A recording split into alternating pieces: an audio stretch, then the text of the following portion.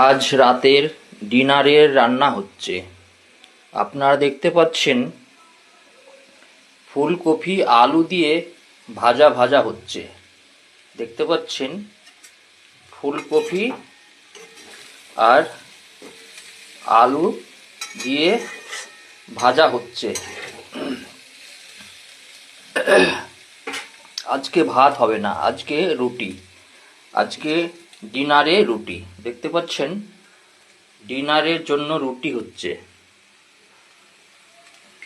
আপনারা দেখতে পাচ্ছেন ডিনারের জন্য রুটি তৈরি করে রাখা হয়েছে। সবজিটা হচ্ছে আর রয়েছে সালাদ।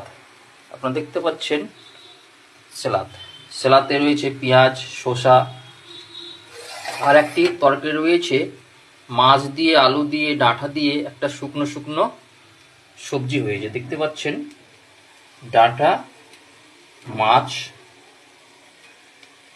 দিয়ে একটা শুকনো সবজি। আজকে ভাত নেই বলে ঝোলের সবজি করিনি। আপনারা দেখতে পাচ্ছেন আমার কিচেন। আপনাদের ভালো লাগলে অবশ্যই শেয়ার, লাইক, কমেন্ট করবেন আর পাশে থাকবেন। ধন্যবাদ।